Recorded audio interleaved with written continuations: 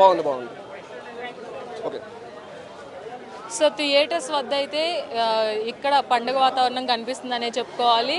Ustaad fever అనేది start అయిపోయింది. ఈ ఉగాది ఉస్తాద్ డే అని ఫ్యాన్స్ అందరూ కూడా చెప్తున్నారు. ప్రత్యేకించి ఫస్ట్ హాఫ్ ఒక లెవెల్ అయితే సెకండ్ హాఫ్ వేరే లెవెల్ అనే చెప్పుకోవాలి. సో టోటల్గా ఉస్తాద్ అనేది ఈ ఉగాదికి రావడం థియేటర్స్ వద్ద పండుగ వాతావరణాన్ని క్రియేట్ చేసిందని చెప్పుకోవాలి.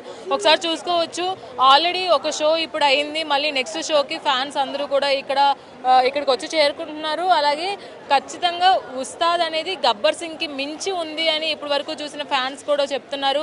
ఆ ఆరా కావచ్చు, ఆ స్టైల్ కావచ్చు, ఆ స్వాగ్ కావచ్చు, అలాగే దీనికి వీటన్నిటికీ మించి పర్ఫార్మెన్స్ అనమాట.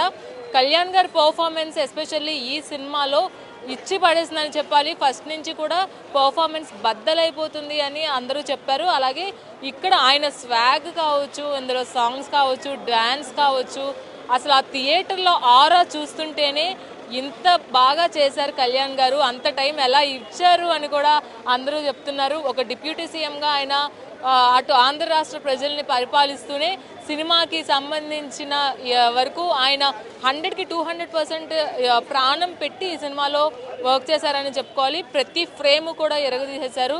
ఆయన ఎంత అందంగా చూపించారంటే హరీష్ గారు, పవన్ కళ్యాణ్ గారిని చూపించాలంటే హరీష్ శంకర్ మాత్రమే చూపించాలి అనే విధంగా ఉంది. సో ఏదేమైనప్పటికీ కూడా థియేటర్స్ వద్ద ఉగాది పండుగ కనిపిస్తుంది. ఈ ఉగాది ఉస్తాద్ డే అని ఫ్యాన్స్ అందరూ కూడా చెప్తున్నారు. ఇది ఫ్యాన్స్ రియాక్షన్.